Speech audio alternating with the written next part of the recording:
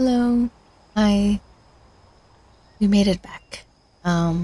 Good, good. Morning or whatever time it is.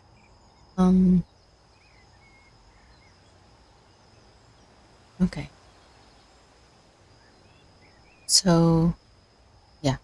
I think I'm gonna just start, the usual, which is start with a recap of, where we are and what we did yesterday because, yesterday there was an issue with me not, I guess, signing into GitHub to retrieve the needed information because of, I think it was because of a limit. So last thing I did was to use Colab secret thing to do both, to like put in the GitHub token and the HuggingFace token so that I can sign in both places. Oh, hi. Hey, JSS. What's up? Pink hand, hello. Yeah. So yesterday I couldn't run this because I didn't have the Hugging Face token, but now I do. And I think I'm gonna just do a run all because I had put a limit of there it is. I had put a limit of like 3,000, but there's a lot more data, so I want to be able to access all of the data and update my database. What else was there? I didn't run the last part, which is loading the data set. So let me show you what I did after I closed the stream yesterday. I added the there was a fetching issue because I had reached the limit, so it was sleeping. I had put a limit of 3,000, so why can't I see how? There it is. Okay, number of rows 3,000. This was my database yesterday. So I'm gonna do a run all and hope I can get a bigger data set. Do I need this? Maybe. Let's just run all. And yeah, the part that I didn't run when we were doing this was the part where it just says push to hub. You have everything ready. All that's left is you just say the name of the data set, push to hub, and then give it a name, and then you can load it given your the URL that you have on Hugging Face. Oh, I remembered one more thing.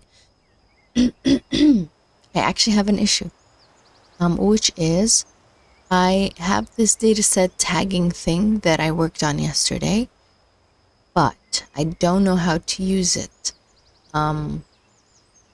Yes, I'm losing my voice. I am realizing that I'm currently losing my voice. I go to my profile on Hugging Face. You'll see that the database is actually there. Huh? The card thing. Oh, okay, it's at the end. All right. The database is actually there. It's called GitHub Issues, updated 18 hours ago, but the database card isn't there. Even though I tried creating one, and it says it's 3,000 rows. So let me see if I can update it. And I'm continuously losing my voice. Oh, really? I have to do the sign in again? I don't think I need it because I did it at the bottom. I'm doing it somewhere else. This is not stopping anything. I think. There's, where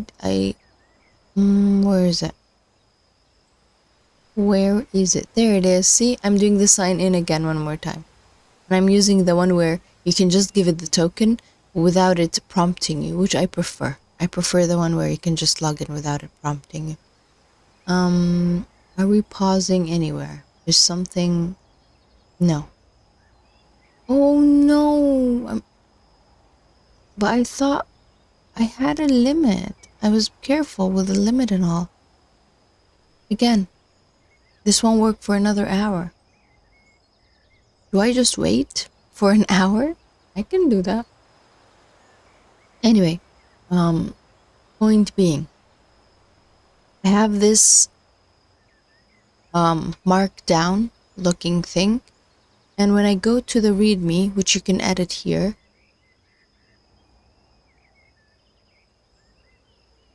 I did put it there, it's just not showing. Like, if you look at the code part, this 3 dot should be there, and this 3 dot. Maybe not actually. Maybe my problem is that I should have deleted the 3 dots. I don't know. Problem is I don't know. And if I take away everything and ask it to give me a template, this is a template that it gives me. It's marked down, it's pretty, but that's not what I want right now. I want... Okay, preview, nothing. So I'm guessing problem is that I should just remove the 3 dots at the top and the 3 dots at the bottom. They're not dots. See, then this happens. Oh, and it's telling me that I should empty metadata.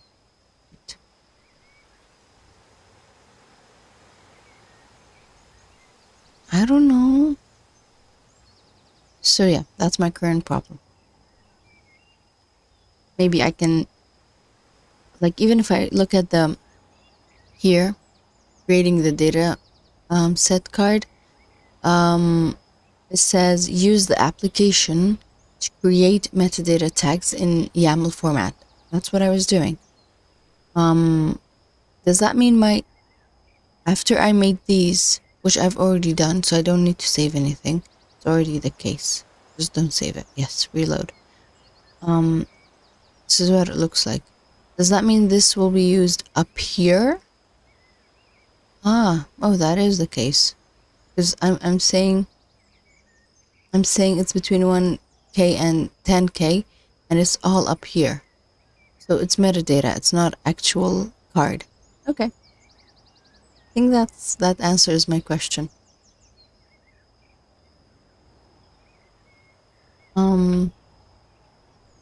But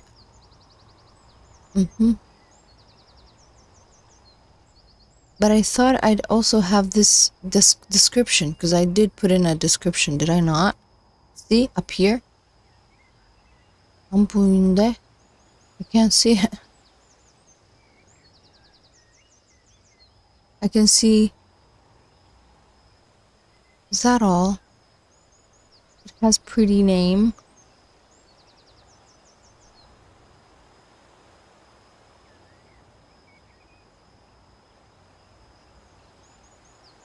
How much, like, from I see from here.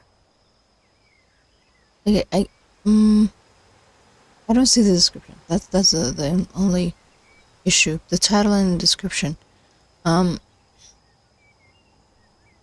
this also doesn't have title and it has pretty name but not description. All right. So this is what it should look like. Read the... So that's the second thing. Use it as a template. So I'm supposed to fill that out separately using the guide. That's it. We've seen in this section that creating a good data set can be quite involved, but fortunately uploading it and sharing it is not. I read that yesterday.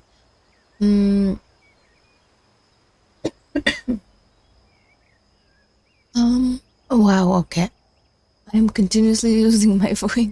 Sorry about that. Go through the steps we took in this section to create a data set of GitHub issues for our favorite library. I don't have a favorite library. Yep. All right. So I'm supposed to make the dataset description thingy myself. Let's try to do that. Edit dataset card. Give me the template, which should come up after the metadata part. Let's start with a name. That was our name. Oh, that's a description. That's not the name. Let's give it a description. No, I don't feel like providing a long summary. I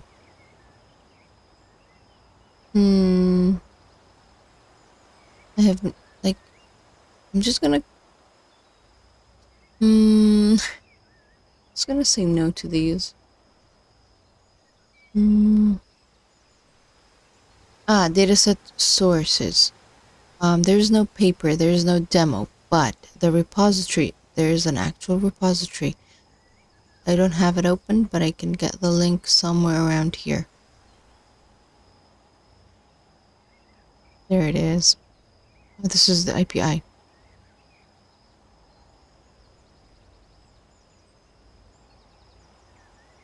If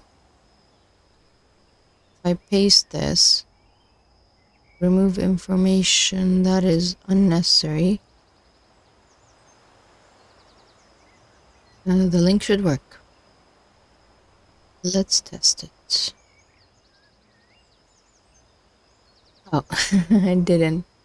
Alright, let's go to HuggingFace. HuggingFace. Just the normal HuggingFace. What is there in the HuggingFace things? Oh, we were looking at the datasets, right? Weren't we? Yeah, we are. Okay, and then issues. This is what we're looking at.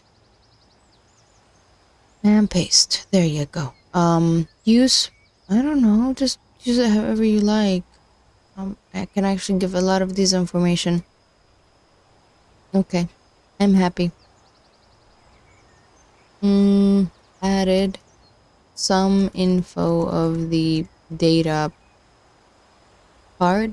card.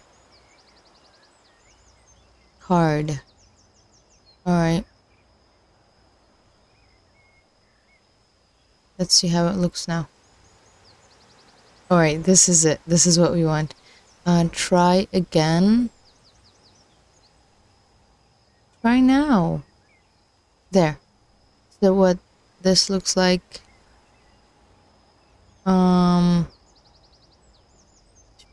Yep. Okay. All of it is empty, but at least it looks good. Where? Oh, okay. There it is. Okay. Alright, I'm happy. Now I know where information is, if I need it. Cool. Sorry if that was not satisfactory, but this is what I need right now.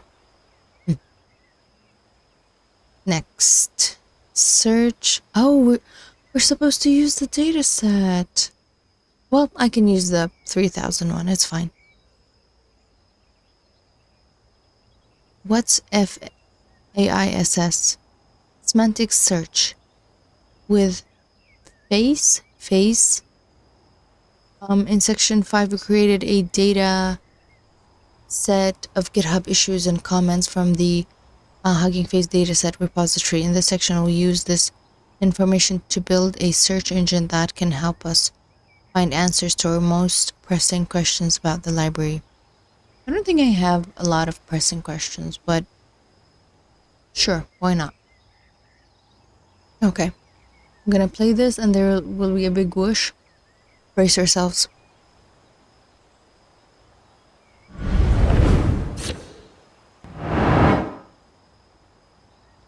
Text embeddings and semantic search. Okay, continue. In this video, we'll explore how transformer models represent text as embedding vectors and how these vectors can be used to find similar documents in a corpus. Text embeddings are just a fancy way of saying that we can represent text as an array of numbers called a vector. To create these embeddings, we usually use an encoder-based model like BERT. In this example, you can see how we feed 3 sentences to the encoder and get 3 vectors as the output. Reading the text, we can see that walking the dog seems to be most similar to walking the cat. But let's see if we can actually quantify this. The trick to do the comparison is to compute a similarity metric between each pair of embedding vectors. These vectors usually live in a very high-dimensional space, so a similarity metric can be anything that measures some sort of distance between vectors. One very popular metric is cosine similarity, which uses the angle between 2 vectors to measure how close they are. In this example, our embedding vectors live in 3D, and we can see that the orange and grey vectors are close to each other and have a smaller angle. Now, one problem we have to deal with is that transformer models like BERT will actually return 1 embedding vector per token. For example, in the sentence, "I took my dog for a walk," we can expect several embedding vectors, 1 for each word. Okay, I think that's pretty normal. I don't know, the question I'm asking is, heresy? I don't know. But are embeddings not, like, isn't tokenization? There it is. We're using the tokenizer to have encoded input, and then we're giving that to the model, and the output is the embedding. So the tokenizer does not do a meaningful representation. It just turns them to not text. Got it? Okay. Oh, sorry, what did I do? Oh, hi. Hi, Coffee. What's up? I just said something that I wasn't supposed to ask, but I did. I mean, I know I'm supposed to ask. It's okay. I wasn't sure if embeddings and tokenized tokens, like, what is their similarity? But the way I see it, tokenizer just makes it not text, and embeddings is supposed to be meaningful representation, right? For example, here we see that the output of our model has produced 9 embedding vectors per sentence, and each vector has 384 dimensions. But what we really want is a single embedding vector for Each vector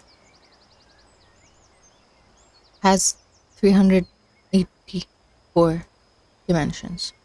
That's pretty big. That's too much.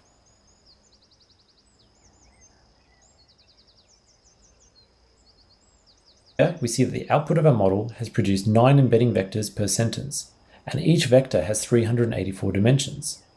But what we really want is a single embedding vector for each sentence. To deal with this, we can use a technique called pooling. Okay, so we've seen nothing yet. The simplest pooling method is just to take the token embedding of the special CLS token. Alternatively, we can average the token embeddings, which is called mean pooling, and this is what we do here. With mean pooling, the only thing we need to make sure is that we don't include the padding tokens in the average, which is why you can see the attention mask being used here. This gives us a 384 dimensional vector for each sentence, which is exactly what we want. And once we have our sentence embeddings, we can compute the cosine similarity for each pair of vectors. In this example, we use the function from scikit-learn, and you can see that the sentence "I took my dog for a walk" has indeed a strong overlap with "I took my cat for a walk." Hooray, we've done it. We can actually take this idea one step further by comparing the similarity between a question and a corpus of documents. For example, suppose we embed every post in the HuggingFace forums. We can then ask a question, embed it, and check which forum posts are most similar. This process is often called semantic search because it allows us to compare queries with context. To create a semantic search engine is actually quite simple in the datasets library. First, we need to embed all the documents, and in this example, we take a small sample from the squad dataset and apply the same embedding logic as before.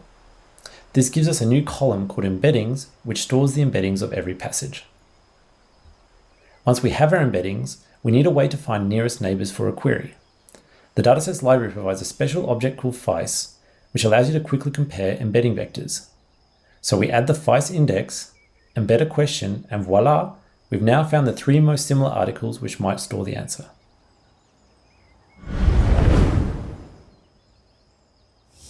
Okay.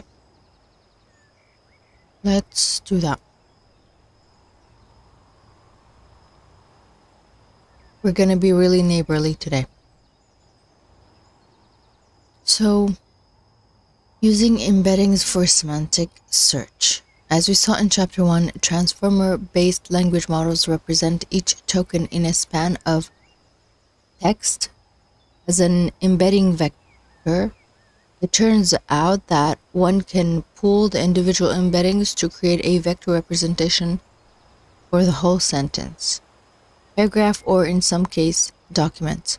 These embeddings can then be used to find similar documents in the corpus by computing the dot product's similarity or some other similarity metric between each embedding and returning the document with the greatest overlap.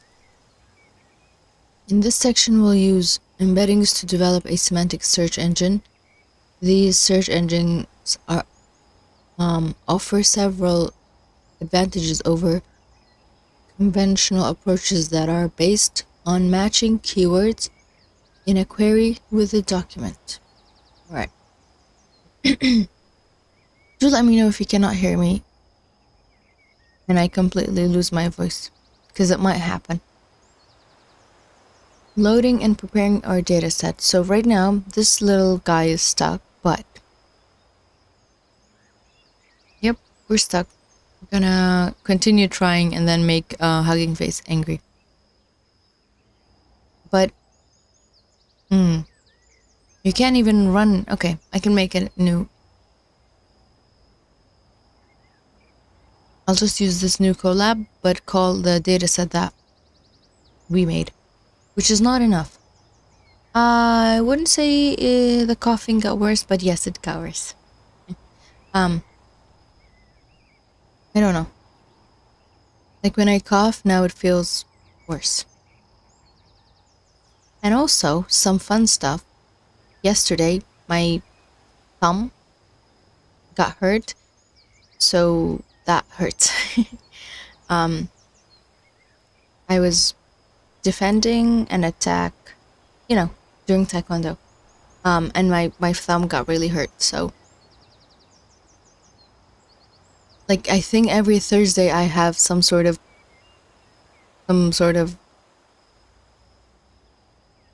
scar after our weekly sparring sessions. I don't know what they're called in Taekwondo. There was I guess it's called sparring, right? Yeah. Let's make a copy.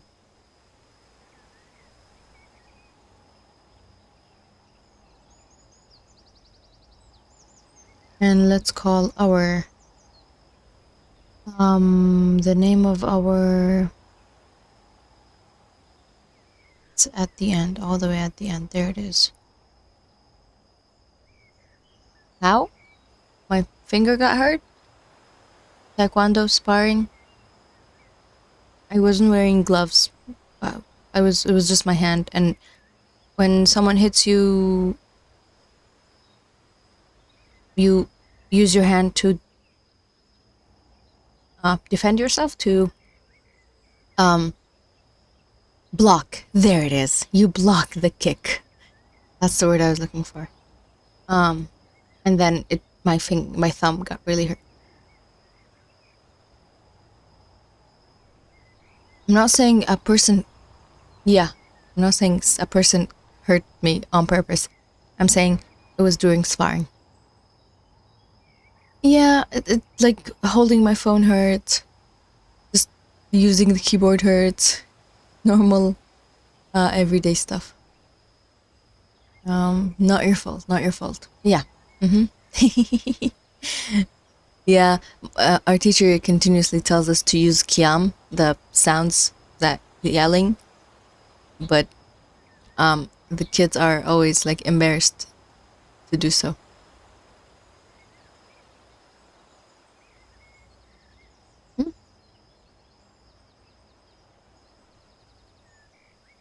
Collab?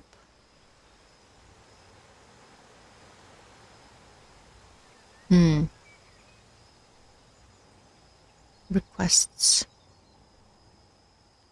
We're using the Face thing. Stubbed my thumb, basically. Yeah.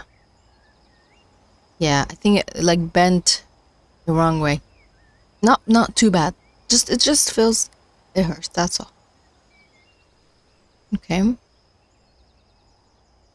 So we loaded our data set. It has 3,000 rows. Not enough, but something's there. And we did create a column that tells us if it's a pull request or issue. So we are using filter. We didn't filter it while creating it because then it wouldn't be like a raw data set. If we filter out the issues, it might be really small. Oh, not that small. 1,000. It's more than the other one. The other one was 700, see? Ours is more because there are more issues. And then, oh, that's nice. List of column names. And then we're keeping these. We're saying columns to remove. This is weird. Set columns to keep dot symmetric difference column. This is supposed to be like a minus list, so that we have columns to remove. But the way it's done, it just feels odd to me. Like I haven't seen it. And then we are removing the columns that we do not need. The only thing we want to keep is the title, the body, the HTML URL, and the comment. And that's what we get. Okay. Playing with the dataset seems like making it a data frame is better because it's easier to manipulate it. We've specified the default train split in load dataset. Yes, we have right up here. So it returns a dataset instead of a dataset dictionary. So we don't want it to. Alright, we can just say like give us the training, give us the other splits. The first order of business is to filter out pull requests, as these tend to be rarely used for answering user questions, queries, and will introduce noise in our search engine. As should be familiar by now, we will use the dataset filter function to exclude these rows in our dataset. While we're at it, let's also filter out. I didn't see that part. Rows with no comments, since these provide no answer to our queries. Good to note. Okay. We can see that there's a lot of columns in our dataset, most of which we don't need to build our search engine. From a search perspective, the most informative columns are title, body, and comments, while HTML URL provides us with a link back to the source issue.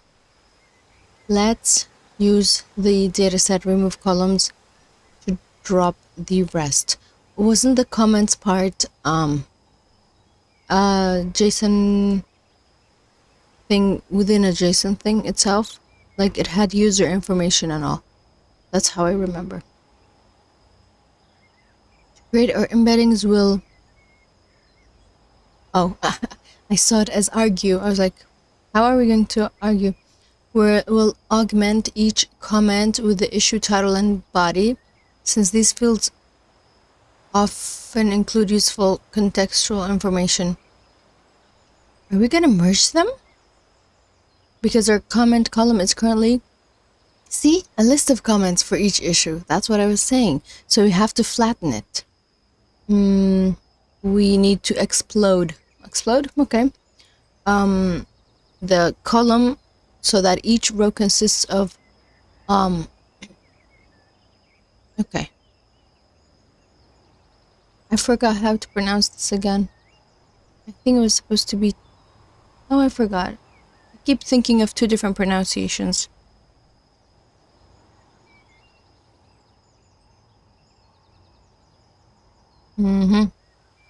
Wikipedia, help me. You're not gonna? You're not gonna? Tell me how to pronounce this? I know I've Googled this before. Okay, tuple. Got it. In pandas, we can do this with the dataframe.explode function. Alright. Oh, hi. What's up? Good. I don't know what time of day it is. That's a really happy dino. I'm happy for the happy dino. Yes, we are talking about exploding datasets right now. Which creates a new row for each element in the list like column. While oh, no way. It also replicates. That's pretty cool. Like everything can be done with one thing. Let's first switch the pandas data frame format. Let's do that. I thought we were not supposed to call each other, wait. I'm just saying, like, do not, it's almost like doxing. I'm kidding. Was the joke not funny?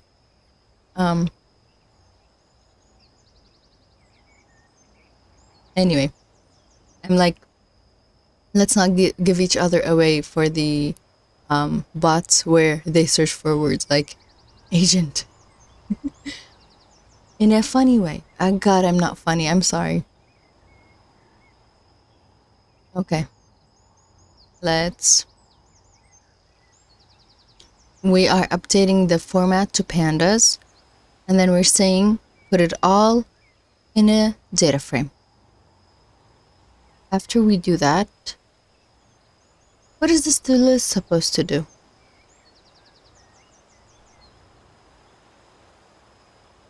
You're not telling us? If we inspect the first row, oh, we're just looking at it. We can see our 4 comments associated with this issue. No, it's not 007, it's 47. Maybe someone else can be 007. Agent 47 is from a video game. Okay. I can load public data set, but for my private it fails. Okay, so we have issues. And then if we say data frame.explode, the comments ignore index. Why? And then,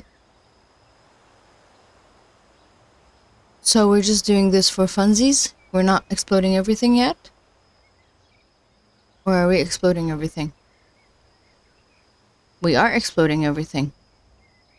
It becomes a comments data frame.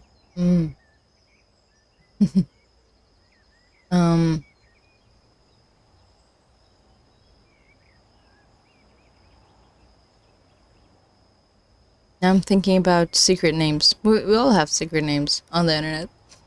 We can't make our secret names more secret, can we? So we have our titles, and then we have our comments, and then we have the body, which, like right now, the only thing that's not a repeated thing is the comments. Okay. So we are turning it back. I'm supposed to read this. We exploded it, and then we are turning it back. We can see the rows have been replicated with the comments column containing the individual comments.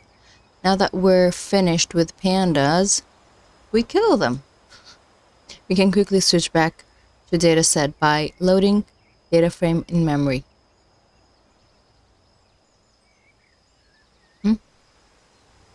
From panda. Ooh, from 1000 to 4000. And then we want comment length as a new column. Why? Because smaller ones don't have enough. Yep. I think my name is super creative, isn't it? Like, I was like, what do I choose? I like to code. I live life. Let's choose those words.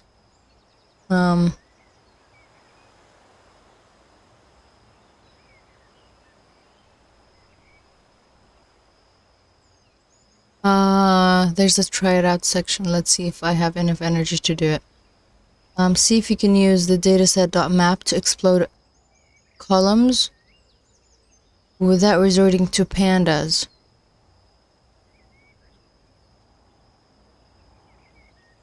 You can do that.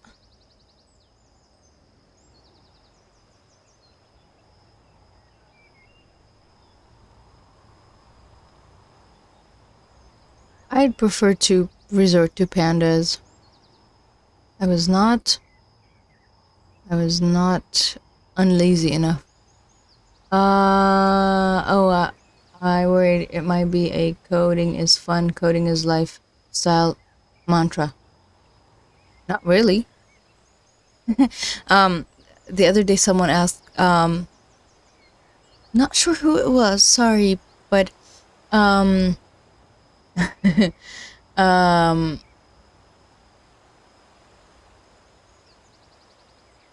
asked if the name is coming from it was someone on a different stream when I was chatting.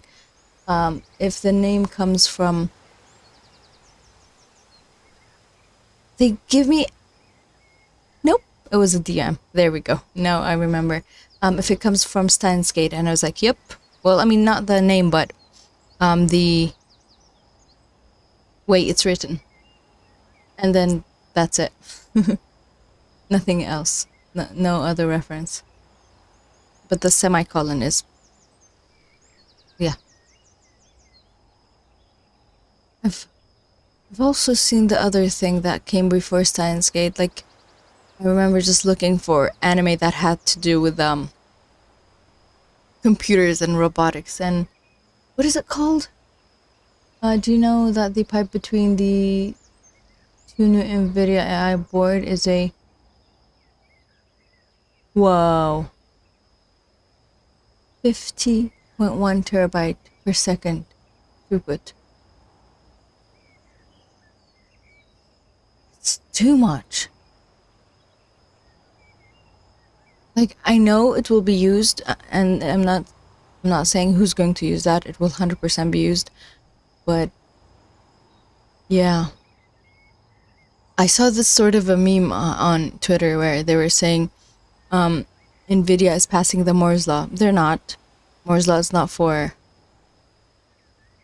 the thing that NVIDIA is doing, but still, like, they are just going up without looking back. Yeah. Wow. I'm still shaking my head.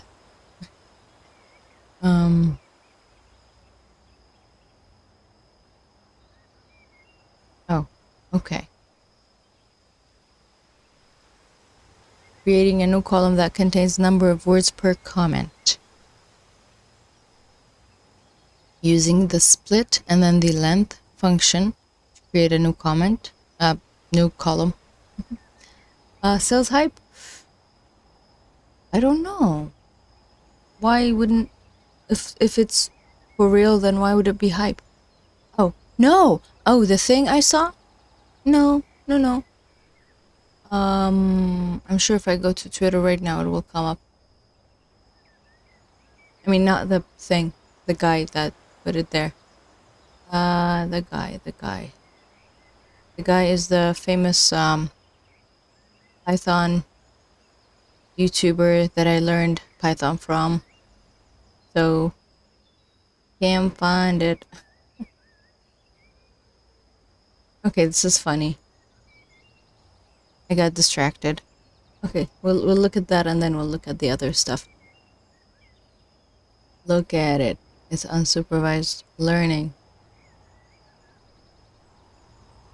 Let's see if I can find. Found it. Okay. Okay. And then I have to go down a little bit. Scrolling, scrolling, scrolling, scrolling. We'll get there. Still scrolling. There it is. There's even a context thing.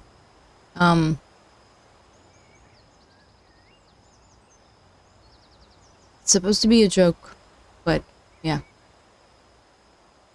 Between the two AI chips on board, I meant. Oh, okay. Yeah. No, I just meant for the sales hype thing.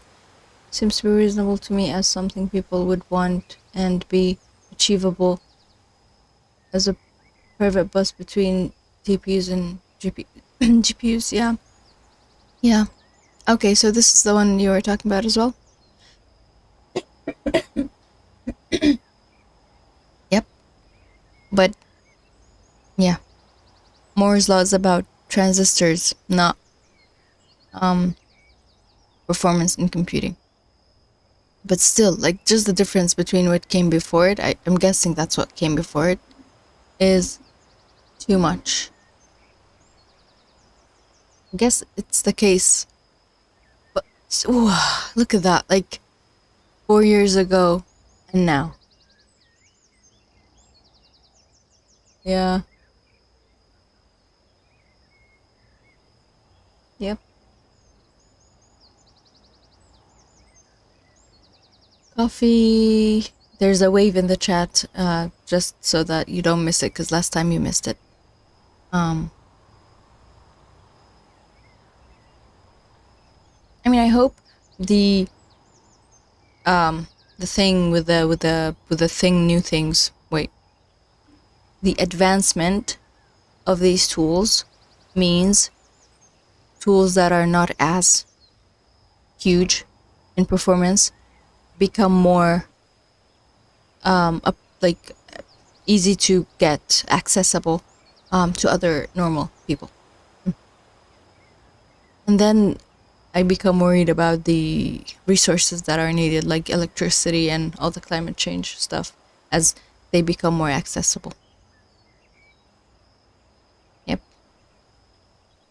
Okay. Filtering by comments that are more than 15 words. Still a lot of data. Still have a lot of data. Oh, we are concatenating them so that we can... That's weird. So that we can both tokenize and embed them all together. Said hi on the Twitch side, yes. I saw it. Saw it with the hi that was to my name. Yep, we are not... We are filtering out short comments such as a thank you. But that wouldn't be 15 words. 15 words is a lot. Like 5 words is less informative. Should I update it and make it like, thank you for helping me? That's 5 words. At this person, thank you for helping me. That's like 6 words. I'm gonna have the limit be 7. I'm generous. Okay. We're doing the concaten... Oh. Non-type? We have nuns? Didn't we filter them out? Where do we have nuns? Buddy?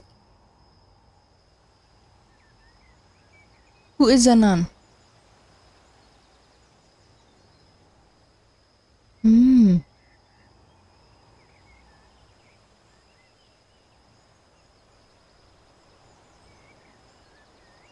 So I'll have to filter it out.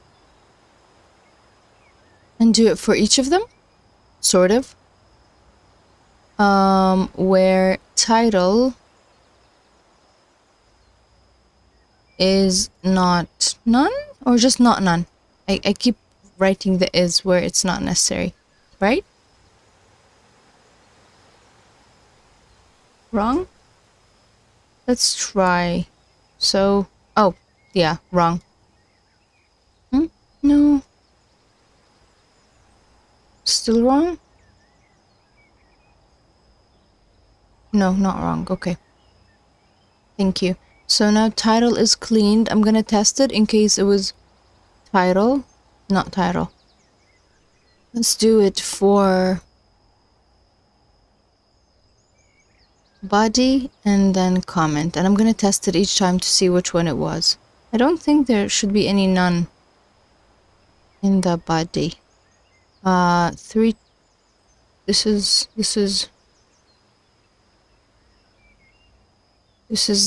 how do we lose anything? 2. For body, we lost 2 rows. Are we working? The issue was the body. Not comment, because we had already filtered the comment. All right. Empty bodies, I guess. Okay. We're concatenating them into a text. I see the title here. Column. And we'll add it to map. And then we're ready to do the embedding. Okay. We're ready to do the embeddings.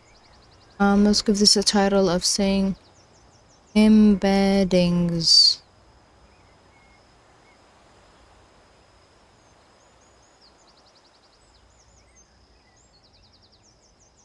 How much longer?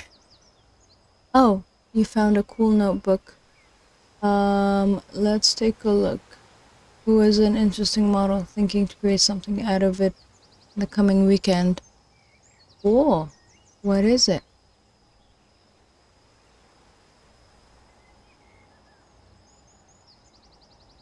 Woo.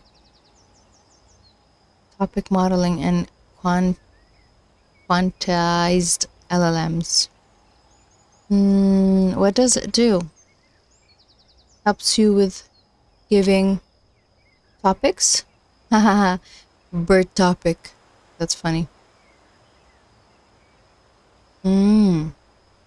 It's like categorization, but like on steroids or something.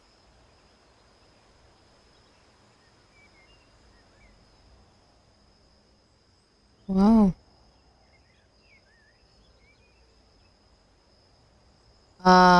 7 billion LLM.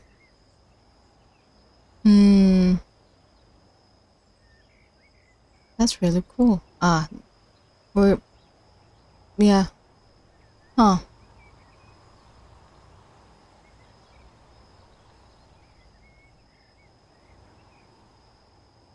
That's cool.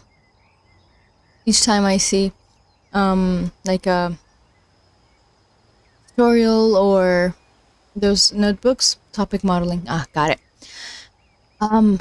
Like my brain goes straight to, okay, can I use this for a language that does not use the same characters as English?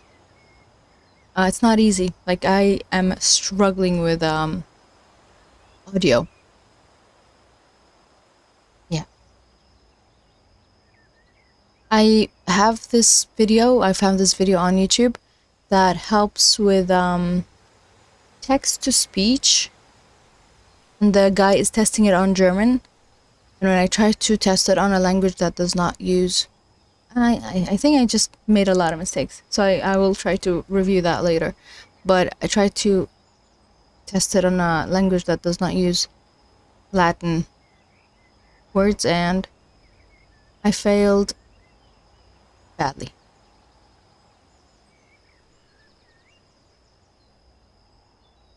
So, oh yeah, I was saying how much longer there. I just remembered what I was doing. Much longer. Oh, I am not really. Okay, there's a lot of outputs. That makes me happy. All right. Can we finish this chapter today? In an hour? No, God, not in an hour. Quantization techniques reduce memory and computational costs by representing importing weights and activation with lower precision data types like 8-bit integers. This enables loading larger models you can't fit in memory. Okay. So it's a method to make it more sustainable and useful. I probably have heard the word quantization, but I've never, it hasn't clicked. Thanks for the explanation. I'll be learning to crawl and you guys help me start walking. We saw in chapter 2 that we can obtain token embeddings by using the auto model class.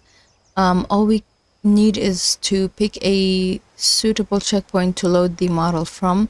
Fortunately, there is a library called Sentence Transformers that is dedicated to creating embeddings. As described in the library's documentation, can I use this for a non-English thing? Because embeddings are cool.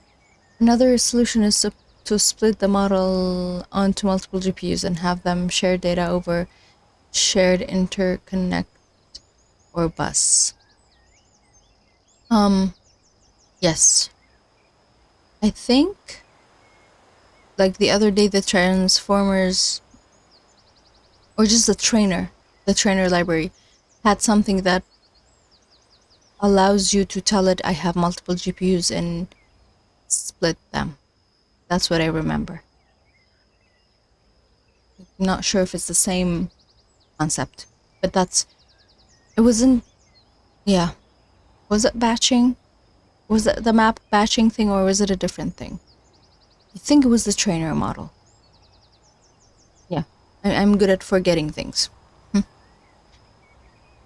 Okay, so our case is an example of asymmetric semantic search because we have a short query whose answer we'd like to find in a longer document. We ask the question and it answers us. That's really cool. Sorry, meant to be a callback to like, it worked. The bus part worked actually. In my brain. Why one would want that, interconnect. Worked. Thank you. I use sorry a lot, so I don't mind it when other people use it, but I also recognize that we shouldn't apologize to simple things. But I use it way too much, so sorry about that. We have a short query whose answer we'd like to find in a longer document, like an issue comment. The handy model overview table in the documentation indicates that the multi-QA, what is that? It's checkpoint, has the best performance for semantic search, so we'll use that in our application. We'll also load the tokenizer using the same checkpoint. We have our tokenizer and our model. Speed up the embedding process. It helps to place the model inputs and on a GPU. Okay, do that. We don't have it though. I'm guessing we don't have it. So loading. Do I have to change the runtime thing? Because am I gonna get an error?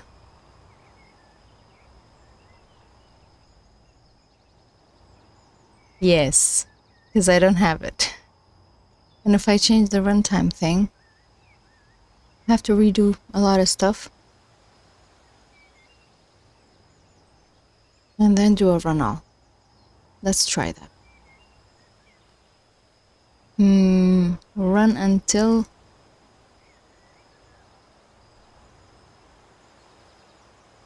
I know. And then we go run before. Okay. So as mentioned earlier, we'd like to represent each entry in our GitHub issues corpus as a single vector. So we need to pool or average or token embeddings in some way, one popular approach is to perform CLS pooling on our model's output, where we simply collect the last hidden state or the special CLS token. Oh god. Hi. C03CAF3 just redeemed hydrate. I should do that, shouldn't I? Okay. Hydration with coffee.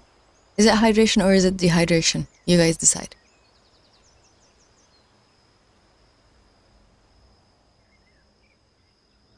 Alright. Sometimes I'm like, don't drink the coffee as if you're drinking water. You're supposed to relish. But that's what I just did. Okay. Oh, last hidden state.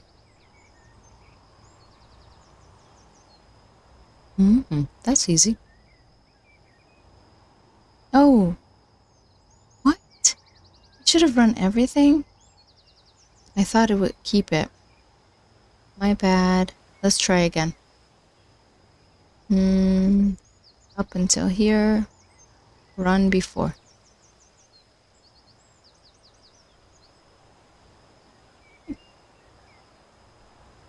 Error. But now, no error. Okay.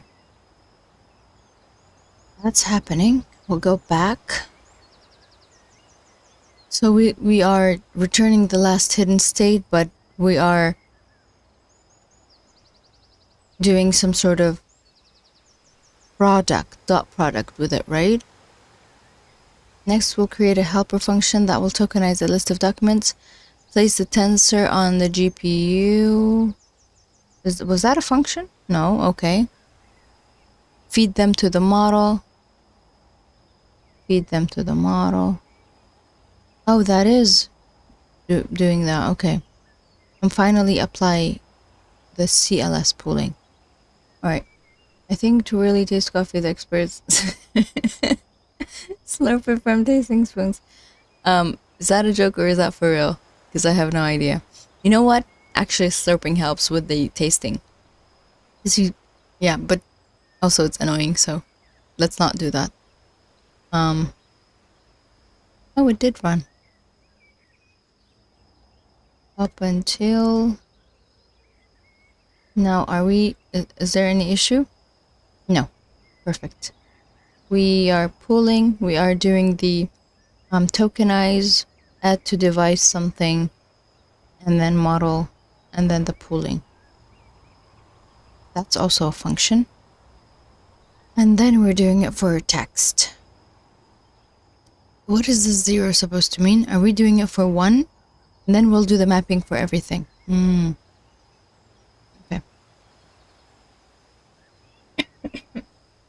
That's pretty big. I'm gonna run the mapping because it will take a while and then I'll read about it.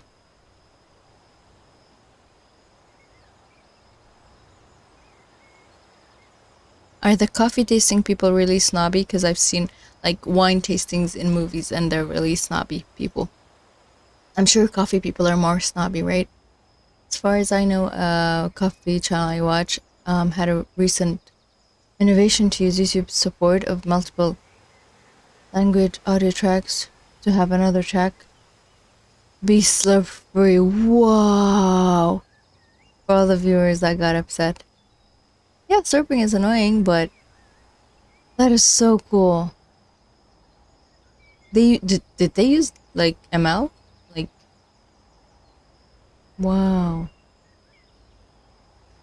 I was like, whoa, the audio tracking and all that. Huh. That's pretty cool. But yeah, coffee has a lot of variety with all the like acidity and the roasting and all of that, so it's easy to become like picky. I watch James Hoffman, a former barista, World champion for what? For making coffee? Sorry, I'm just like asking because I didn't know there was a world champion. I wouldn't say he's snobby. But it's funny seeing him torture himself. Like trying coffee stuff that isn't up to his standards. Wow. That is interesting. I think I'm gonna try and check it out later. Have family members that are really picky about coffee. I drink whatever that is. Whatever. And I think their main complaint about me is that I make it too watery. Because if I have it like too condensed, then I don't like it. So yeah. Also tea. I drink tea. Yeah. I'm from, Asia, Middle East. Like Hell's Kitchen by Gordon Ramsay. I was curious as to what method of coffee brewing you use. I think they call it Java. Even though so let's use the word coffee and then use the word Java before we get I mean, I know coffee is a beverage. Well,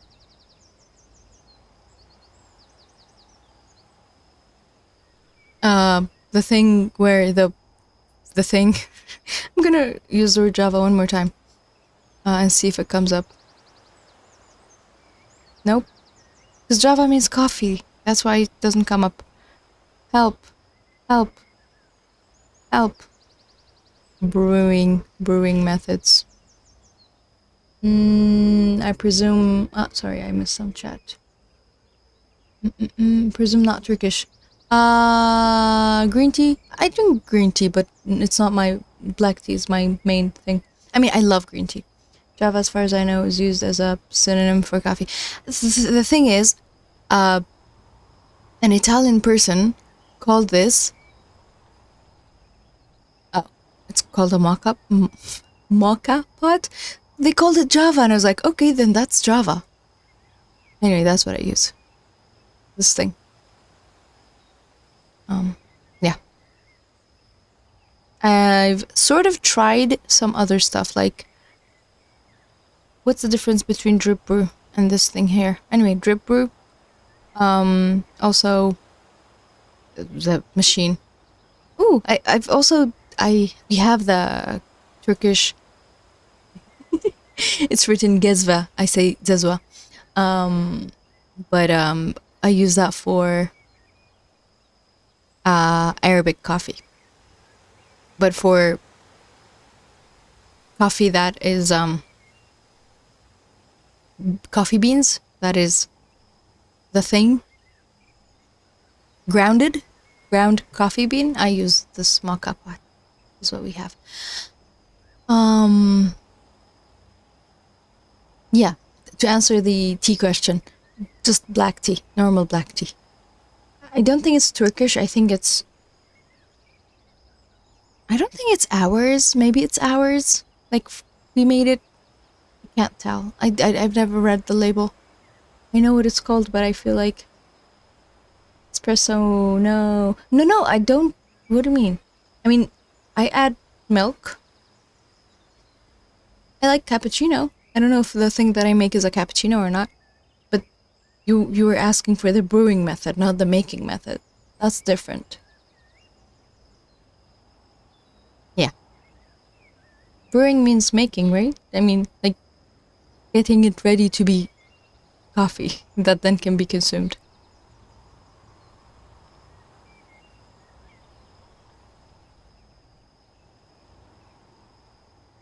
Okay, we're supposed to do something with this something. I can't drink espresso. I mean, I can. I just don't want to drink like straight espresso. It has to be at least watered down to like ice Americano or just not Americano level. Yeah, same. Too strong for me as well. Americano, ice Americano, that with milk, which is, I guess, watered down cappuccino. I just don't want any sugar near my coffee. There. I like this conversation. Please continue it while I try to read what's happening with the HuggingFace tutorial. People get upset if you spell it with an X. It's an espresso. Did I say espresso? Oh, the person has spelled it as espresso. Yeah, I know. Does it matter? I mean, I know. Espresso. Coffee.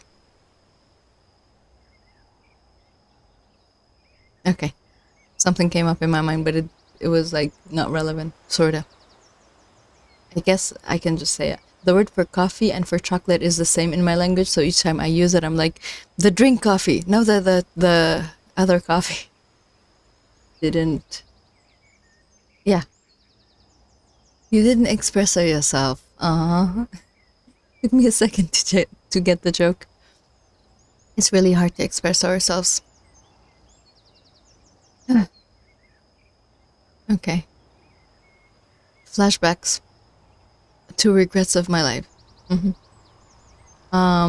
We've converted the first entry. Yes, that was a test thing.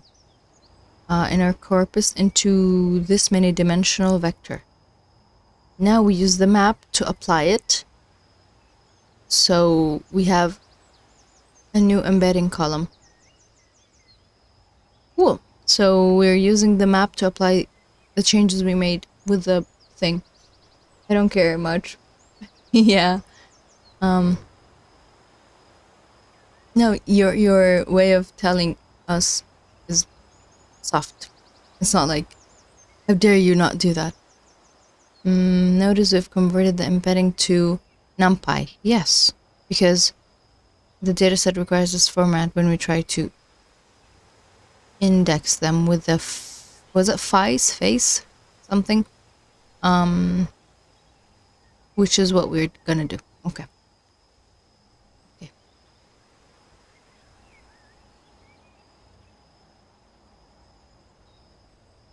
Using face for efficient similarity search.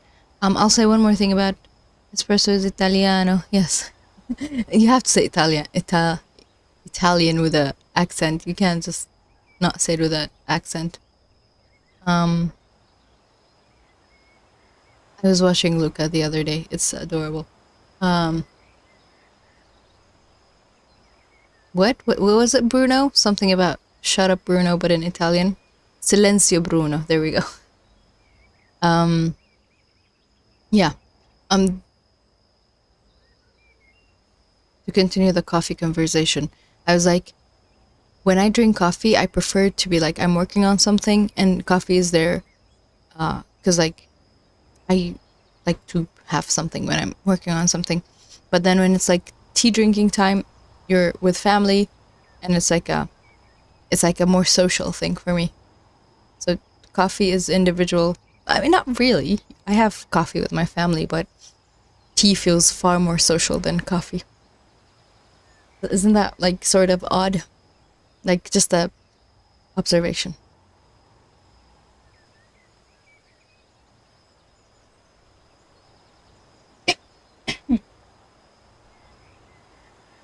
Okay. Now that we have a data set of embeddings, we need some way to search over them. To do this, we'll use this is special, not spatial, special. Data structure in the HuggingFace dataset called FICE index.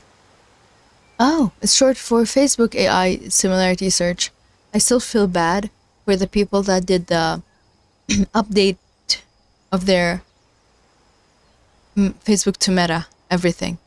Like some of the stuff's just stuck. Like the Facebook AI research is called FAIR. Now this thing, like you can't make it Mare. You know? Good analogy. Thank you. Yeah. A library that provides efficient algorithms to quickly search and cluster embedding vectors. The basic idea behind FICE is to create special data structure called an index that allows one to find which embeddings are similar to an input embedding created inserting a FICE index in dataset is simple. You just say add and then specify the column. Pretty cool. We can call it mice or mace. It's Facebook AI research. Wait, what? Why? Oh, this thing here. the Facebook AI similarity, Meta AI similarity, mace. The thing that people use to mace. It's the thing that you hurt other person. I think the thing you see in movies. It's called macing, right? But I think that works.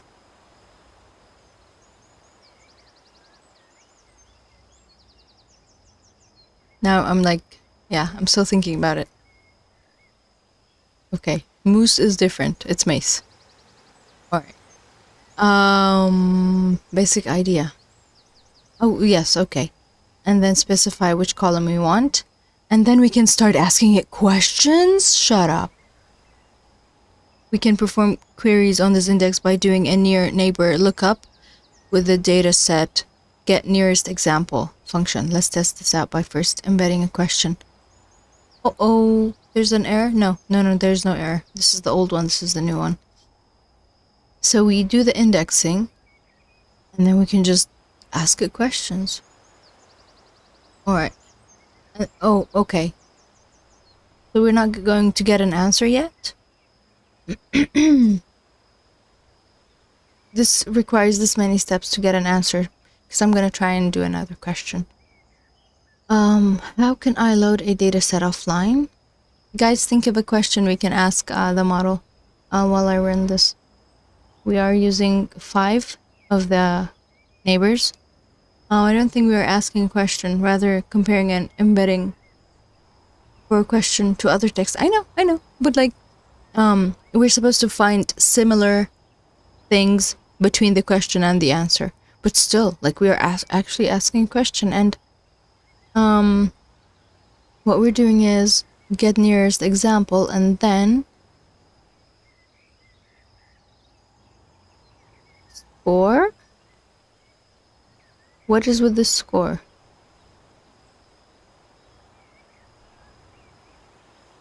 Sample? Are we comparing scores? Stored value, and then we get one that is close.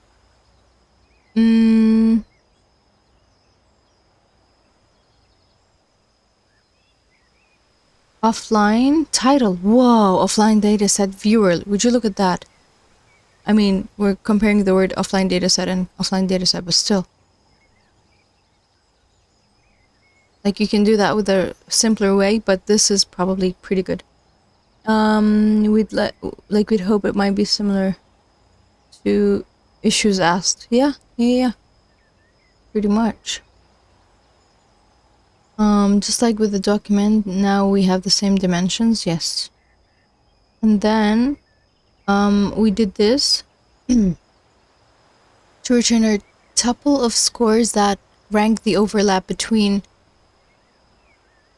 the query and the document and the corresponding set of examples. Okay, alright, got it. So the sample, we have 5 samples and we're choosing the best one. So we can easily sort them. Or are we not choosing the best one? We're just looking at top 5. There's 1, there's 2, there's 3, 4, and 5. Yep, we're looking at top 5. But they're all coming from the same issue. And these are all comments. And the scores, this has a higher score, 32.9, and then this is 31.4.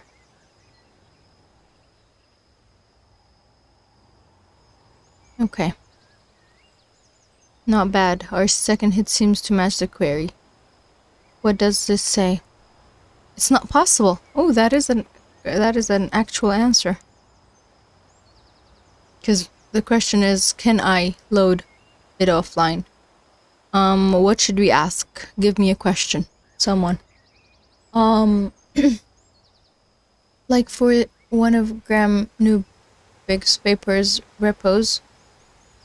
Where is the code? When will this repo be updated with the code? If we were using their repo as a data set, but now we're using HuggingFace data set. But yeah, these are really good questions. Would there be issues about them? Maybe the update thing? Interesting.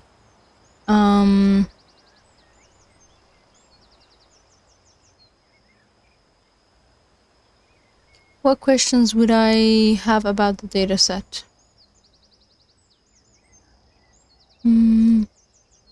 Let's say, data set split. I don't know. Is that even a question? I don't think such things have happened, but let's see if that is something we can get.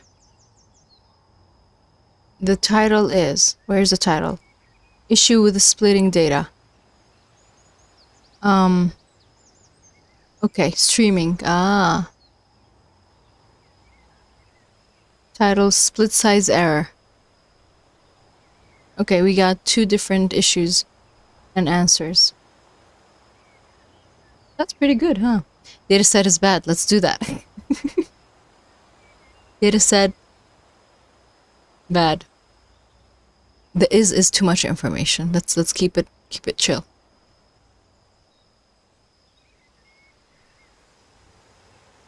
Cannot. Okay, title cannot import name load dataset. Other one, title the pile. Subset something failure. Do we have anything with the word bad?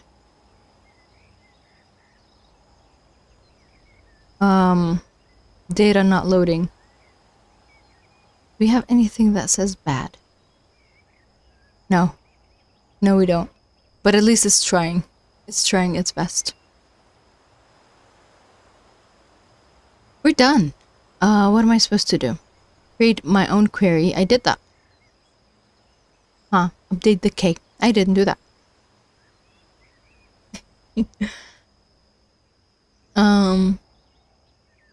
Alright, so we're done with this chapter. We're gonna have a quiz. Let's after reading, let's do the quiz. And see how much information I have retained. Not much, I can assure you. That was quite a tour through the HuggingFace dataset library. Each time I look at this emoji, like, it's either your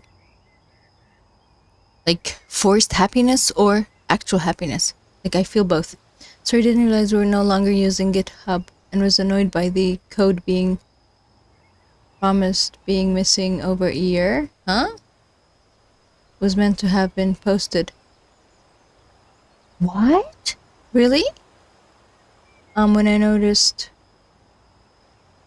was the lead on the paper. I was just using HuggingFace GitHub, not Neubig's. Okay. Was it in one of the videos? Him promising he'll provide, or was it a different paper? Like an actual paper that the code isn't provided? I don't think I'm aware of this issue. Something that you were looking at. Maybe tweet at him? I don't know. He's pretty active. With the knowledge that we've gained from this chapter, we should be able to load datasets from anywhere, be it Hugging Face Hub, laptop, or a remote server at our company. Wrangle the data using a mix of map and filter. Yeah, I actually feel better with that one. Still, I'll have to check references, but at least I can understand it better. Paper with discrete diffusion via edit based reconstruction, but it doesn't matter. From last year. That's odd. Like, why would they not publish it? Maybe they missed it? I don't know. Or maybe it was like published privately somehow. Quickly switch between data formats like Panda and NumPy. Set a format. Create our own data set and publish it to the hub. Embed our documents using a transformer model. And build a semantic search engine using Feist. In chapter 7, we'll put all this to good use as we take a deep dive into core NLP tasks that transformer models are great for. Before jumping ahead, let's do the quiz. Let's quiz.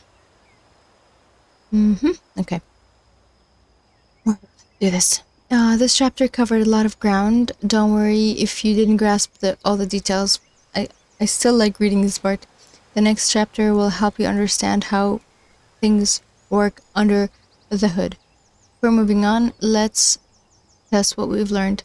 The load dataset function in the HuggingFace dataset allows you to load a dataset from which of the following locations? All of them. Suppose you load one of the glue tasks as follows. Which of the following command will produce a shuffle? Something with shuffle and then the range. So it's not this one, but between these two, I don't know. I think shuffle comes before. Whew. Good to know. Main author of that paper did a lot of... Ooh. Google Gemini. Yeah, probably. Interesting. Suppose you have a data set about household pets called pet datasets, which has a name column that denotes the name of each pet. Which of the following approaches would you filter starting with L? We say. We can either create a function or just use this, but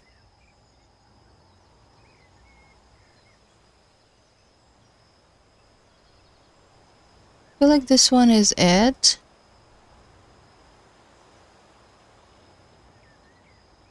But both should work. Yeah, oh wow, cool. What is memory mapping? Mapping between two files. Mapping between... Doesn't it? I actually forgot. I don't think... Isn't this supposed to be RAM? Okay, thanks. Hey! Which of the following are the main benefits of memory mapping?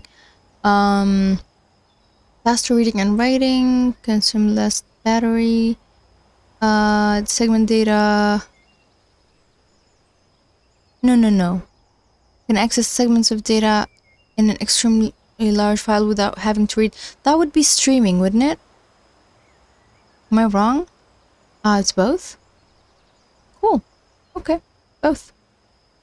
Help you understand the question? Since you mentioned Gemini, you got any ideas how an LLM can an LLM generate URL online? All I can find is a RAG approach. I know. Like, whatever you search, this approach comes up.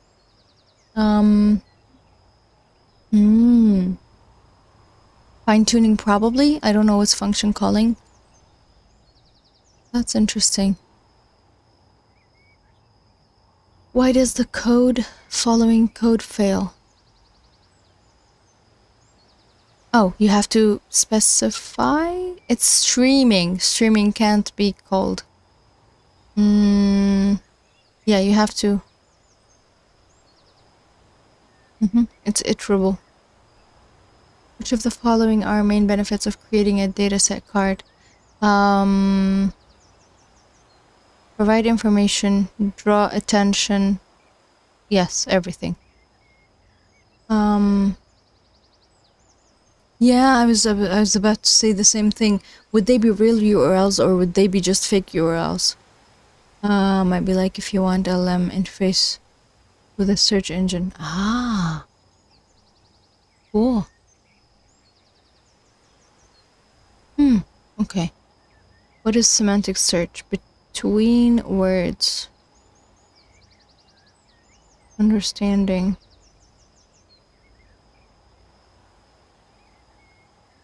Isn't it that both of these two? Oh no, exact matches. No. Just, yeah. Okay. I don't think it's that one. Is it that one? Oh, it is that one. Can capture the intent of query. Keyword matching. Yeah, I was about to say keyword matching could also do the thing, but okay. If the query is asking the same way that you would ask a question in Google, it's not always, you don't always know what you want. Gemini gives correct one. Okay, so Gemini is, because it's connected with Google search probably, that's why it doesn't have any issues with, maybe it has hallucination issues, but there's some sort of thing in the background double checking the URLs before it gives it to you, right? Make it search and then summarize sources, then it the URL. That's what I also think. For asymmetric semantic search, you usually have short query, long paragraph, query, same length, long query, shorter. Does it matter? I'm guessing the question is shorter. Can I use it to... Yes, obviously. Good. We're done with this chapter. Oof. Now we have another one that is like all about tokenizer, which I don't mind.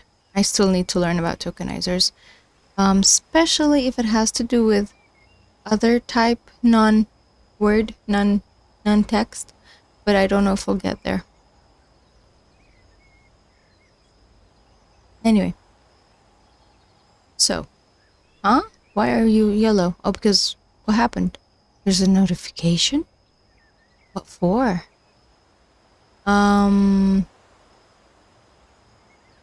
Because of this error? Huh. Oh, so you actually did the whole thing. Why can't we do that? Why is there an error?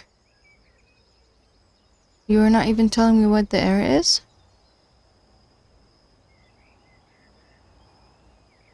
We have the whole data set at least. Okay. So, I think I can give another like 20 minutes to Graham Neubig because I feel like I've been neglecting his lectures and I don't want to just run away. Really? Bing hallucinates? Okay. That's sort of shameful, like, because they have access to, they are also a search engine, so. So going back to the question, there's a distinction between absolute versus relative positional encodings. And absolute positional encodings are like... I don't think I know what we're talking about. I mean, I sort of know we were talking about different types of encodings, but yeah. I suspect the major search engines have an advantage, absolutely, in that use case, as their search engine has cached versions used for search that they can read without actually hitting the live websites. Good point. What I said before, they're basically positional encodings where you add in a, you specifically add in an encoding at each position, but you don't consider whether like one query vector is close to a key vector or far away from a key vector or anything like that. You don't consider that directly. On the other hand, relative positional encodings explicitly encode the relative position. And so what this means is when you do attention, it explicitly thinks about whether, you know, a particular embedding is not in position 8, but whether the query,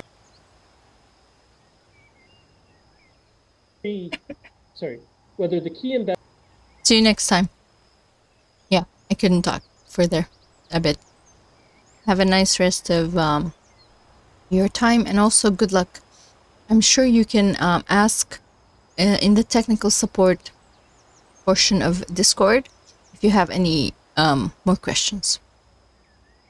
And we'll try to answer it, but if we don't have an answer, then yeah. Embedding is like -5 from the query embedding, or -8 from the query embedding.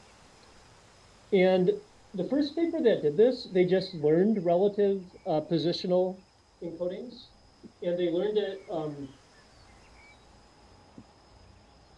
if I remember correctly, they basically learned a scalar where you're centered at 0, and then you have like minus and you have minus and plus a certain distance, and then you also cut this off at minus 128 and plus 128. I was about to say that the camera is positioned a bit better, that we can see the board, but I don't know we'll be able to see the text that he's currently writing. So let's see. Or something like this. So you have a fixed length vector, and anything that's farther away from that gets the same embedding, basically. The problem with this is, number one, it adds learnable parameters. Number two, it's a little bit more computationally expensive to apply this every time onto your attention matrix. And because you need to apply this at every layer. You need to apply this every time you do attention to every layer. So instead, there was a really clever idea called rotary positional encodings. And rotary positional encodings are basically kind of like an absolute positional encoding. Isn't rotary coming from the word rotary phones? Huh. With a lot of the desirable qualities of relative positional encodings. And their basic idea was this. So their basic idea was that they wanted to come up with something where you have an embedding encoding vector that takes in the actual vector and the position. And you have another encoding vector where you take in the absolute vector and the position. And the product of these two becomes another function. Right. Any sort of rotation. Yeah, maybe. And probably that's where the word rotary phones come from, because of the style of rotation. They use sines and cosines to rotate channels in the embeddings. Okay. Don't know what that means exactly, but like I understand where, yeah. That is a function only of the two vectors and the relative position. And so you lose all information about the absolute position. You only have information about the relative position. And this is trickier than it seems, basically, because like you need to have something where it's not possible to recover the absolute position, because you want it to rely only on the relative position, because that will allow it to extrapolate well. That will allow it to generalize well when you see new outputs. So basically what they do is they do a lot of math that I'm not going to cover in a lot of detail here. But by using imaginary numbers, trigonometry and imaginary numbers, you can essentially come up with a a thing where you have the query vectors and the key vectors, I believe. I think I might have that backwards. I'll have to check that. But basically, you take the vectors, one of the vectors, and you add in the cosine m theta 1, where theta is a parameter similar to the omega parameter that we had before. M is the time step, the position in the sequence. And then you, on the other side, you have sine and m theta 1 over here. And then you swap around the order, like minus, and you invert the score here. Sorry, invert the embedding here. And if you do this, you can prove that essentially you get a function that has this property. And so by doing this, you're only adding, you're modifying these directly, but you're getting some of the nice properties of positional encodings. And you're also kind of guaranteed that this will extrapolate infinitely because you're removing all information about the, not entirely infinitely, but you're guaranteed that this will extrapolate well because you're removing all of the information about the absolute position here. So this is what's actually used in Llama. So this is what's used in Llama, and it has a good positive effect on training models in various senses. Yeah. I should have listened better. Yeah. Because this is what's being used in Llama right now. Yeah.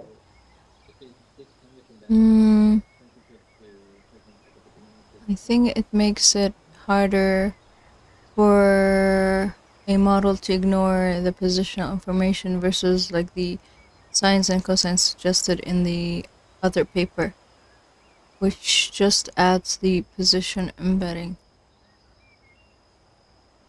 I don't know if it's more sensitive to tokens at the beginning of the sentence and the end of the sentence, partly because the earlier ones don't look like, I mean, the ones at the beginning also look similar, right? Like all of these values are the same. Like all of the values up here are the same between 1 and 2, right? So the ones at the beginning of the sentence also look similar. The ones at the end of the sentence also look similar. If you have something at a different pages and Yeah. at one country, Yeah. and then you can expand it. Not really, because the things at the beginning look different, right? Oh, problem with reading this. Yeah, so this is the position. Yeah, okay, yeah. Sorry, this is very small because I just grabbed it from this this blog post here. But yeah, this is the position, and then this is the embedding. Depth, yes. Yeah.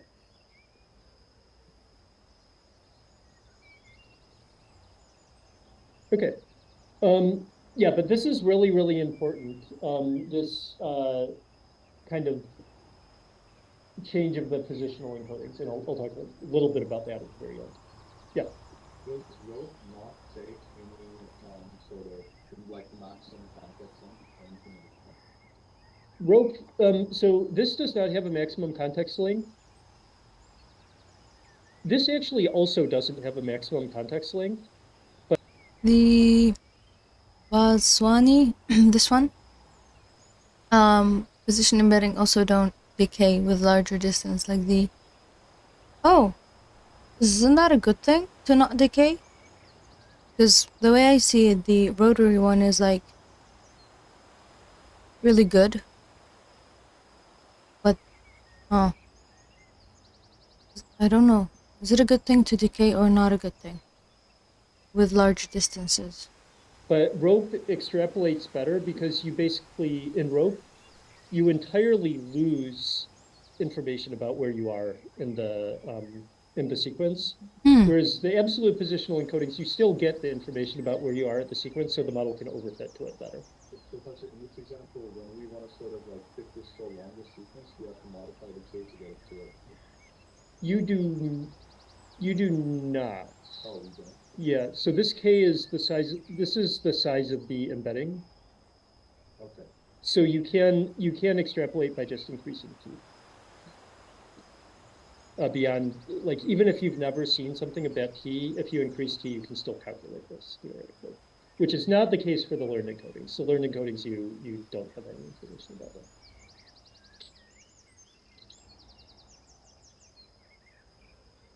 Okay, cool. So this is an important thing to know. You'll also have to implement this for the assignment, I believe. So good thing to pay attention to. Okay, next is layer normalization and residual connections. So layer normalization and residual connections are important for stabilizing training in transformers. And I talked before about RNNs with gradients and training instability. So in RNNs, we saw how backprop, we talked about how backprop can reduce the gradients. The exact same thing would be the case for transformers. And in fact, there was a problem in the original formulation of the transformer that caused this gradient vanishing to occur. And it Vanish or explode? These are very different things.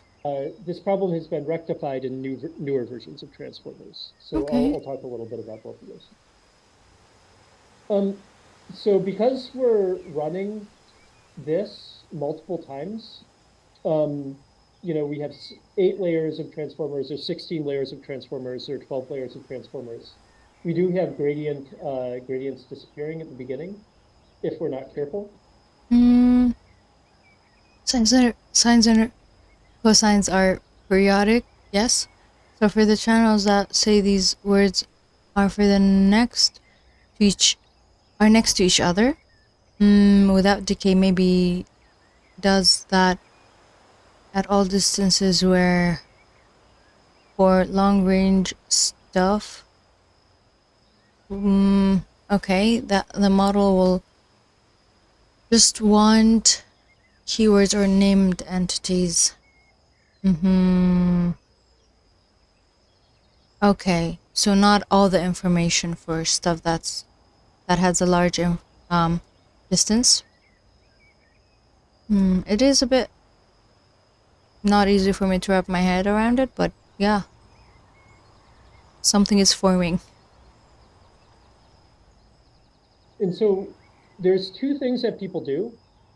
The first thing is layer normalization. And what layer normalization does is this is not so much for like gradients disappearing, it's more for preventing gradients from exploding or becoming very unstable.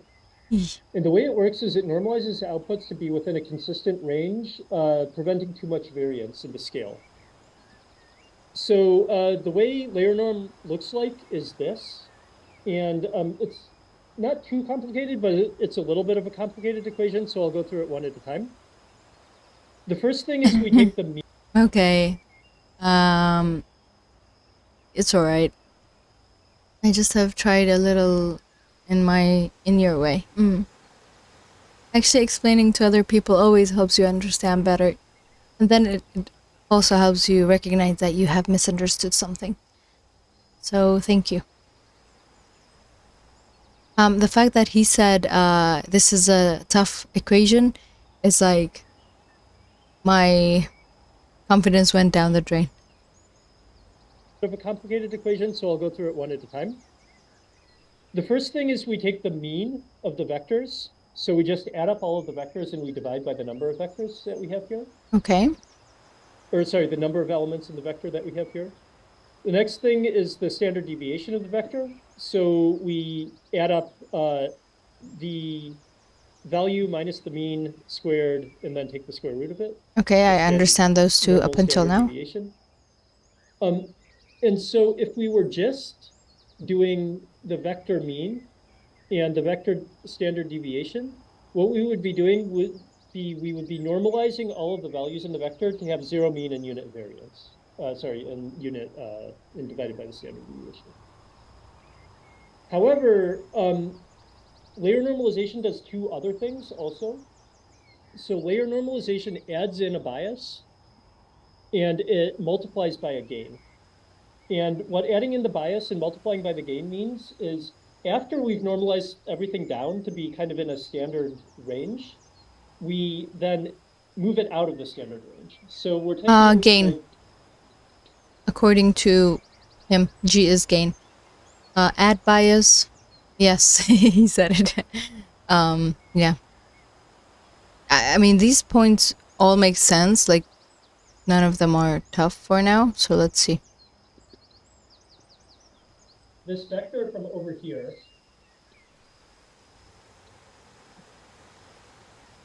we're normalizing it down.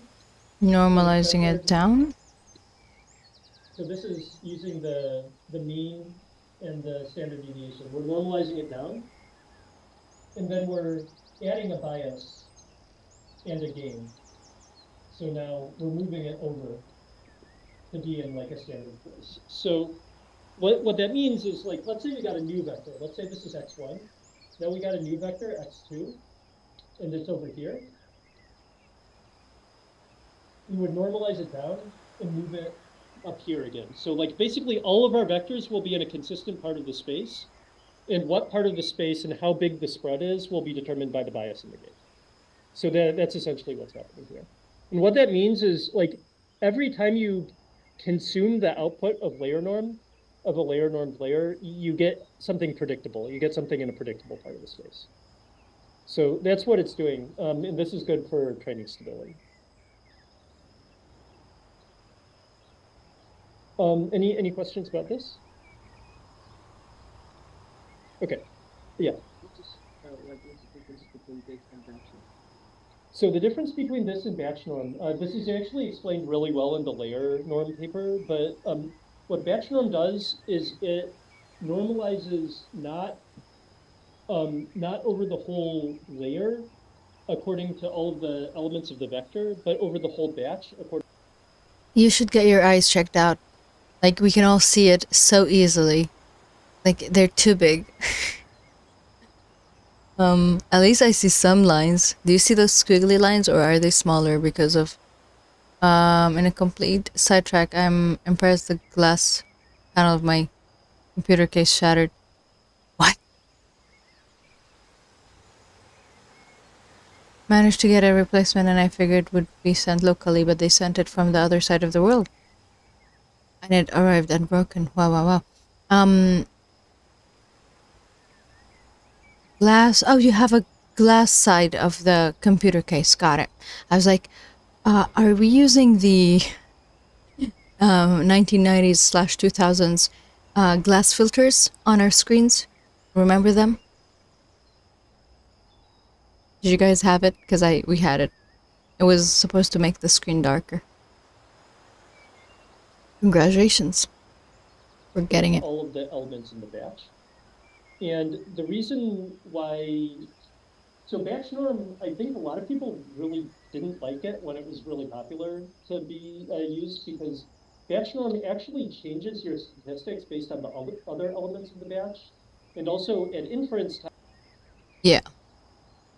Must be really sturdy glass. Maybe you should try throwing some stuff at it to see if it does get broken. What if it's unbreakable? When you're doing something at inference time, basically you don't have any other statistics from the other elements of the batch, so you just have to do one and you can't do any normalization. Layer norm only depends on the current instance. And because layer norm only depends on the current instance, you don't need to worry about batches. Like, every input and output is like constant, no matter what else is in the batch. So that's the basic difference. Any other questions? Okay. So there's also a improvement to layer norm called RMS norm, or root mean square normalization. This is basically just a simplification of layer norm. And what they did is they removed the kind of mean normalization step. So instead of moving everything into the middle and into a different part of the space, they're just keeping things in the same part of the space, but renormalizing like the gain, renormalizing the spread between them. So what you can see is, like, if you look back at layer normalization, we were calculating the mean. Here we don't have any mean calculation. Here we're subtracting the mean. Here there's no subtraction of the mean. So that's basically the difference between the two.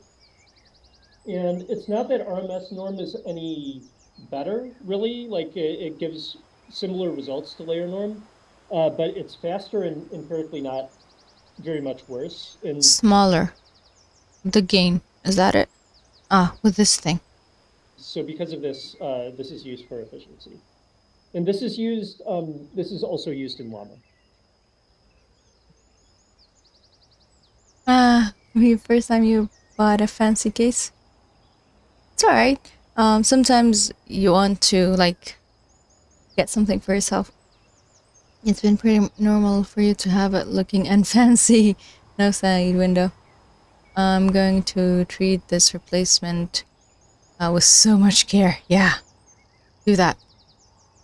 Do that. Do not treat it the same way. Yeah. I mean, loss makes you be more careful with with new things. I've done that before. But also you remove the bias parameter and you keep only the gain. Yeah, I noticed. So there is no B. There's only the gain. Cool. Any questions? Also? I think I'm gonna end it here. I love what's coming next, and it's helping me understand stuff, but I'm out of time. Oh, okay. I didn't know RMS is derived from layer norm. So much simpler to understand. Huh. Good. Cool. You treated it with care before. I think just glass can be pretty random with breaking. The funny thing about glass is that the smallest thing can make it break, right? Yeah. Definitely not saying that it was your fault, but I guess yeah. Can we have a good question? Good question. Because we had HuggingFace focus 2 times. Like something that we just finished this transformers so that we can get to the assignment, right? I think we can do that. I think we can not move to the tokenizer library, not start it, and have lecture focus. Yeah. Because like breaking up might be making things harder to understand. That is true. Sometimes the breaking up part makes sense, but times like this, it less so. Okay. We are 52 minutes in, and I thought the stream had stopped. Almost 2 hours in with streaming. Yeah. Okay. It's a Thursday, so it's a lovely day. Wish me luck on my day, and I will wish you luck on your day. Inshallah, you'll have a lovely rest of either day or night, whatever it is. Yes. Brain is busy. Like, sometimes I can't focus because I'm like, I should do this, I should do that. So right now, brain, yeah. Like, I could have woken up a bit earlier and worked on some stuff, but I didn't, and now I still have time, but I don't have extra time.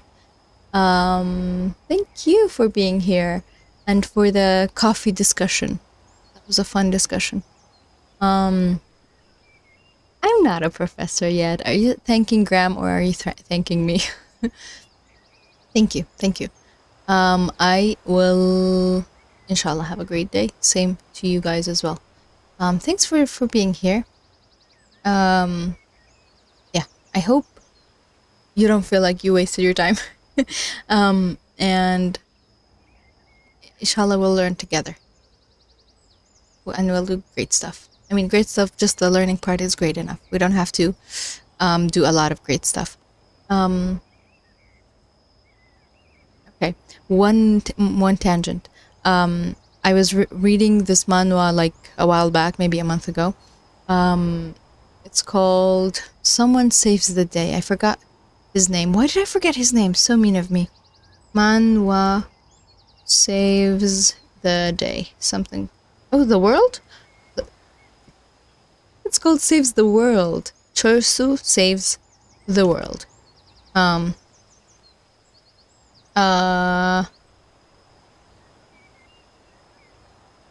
Okay. It's 선배. No, sorry, not 선배. God. 선생님 is teacher. But the shorter version is Sam. Like, if you're friendly with your teacher, you can say Sam. But, and Adam ruins it. That's funny. That was a good joke. That was a good joke. Yeah. The idea is that it's a regression thing, and it was actually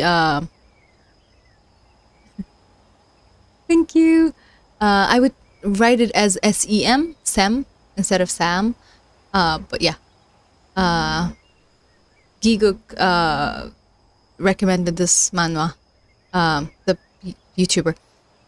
And it's about regression. So the person goes back with their full knowledge of the fact that the world is ending in mind to save the world. And it's very, very, very science focused, astrophysics focused. And why I went there is that I hope we learn together. And I said to do great things, but we don't have to do that much great thing, like create a space program and all that. Thank you, my dearest colleagues, classmates, and students. We're all of that together. I will for real end the stream now, and inshallah, we'll be back for a lecture-focused stream tomorrow. 코드 라이브 큐수? According to Google Translate. I don't like Code Live. I understand that part, but the Kyusu, I'm not sure I understand what that means. Kyosu. Professor. I don't know. Okay, professor is higher than teacher. I was giving you the answer for teacher. Maybe someday. Especially there's a university in Korea called KAIST. It's like my dream place. Someday I shall become the kyosu at KAIST. I'll stop talking and go so that you guys also can enjoy your lives. Thanks again so much. If there's anything, let me know. Otherwise, I'll start ending this stream in 5, 4, 3, 2, and a 1.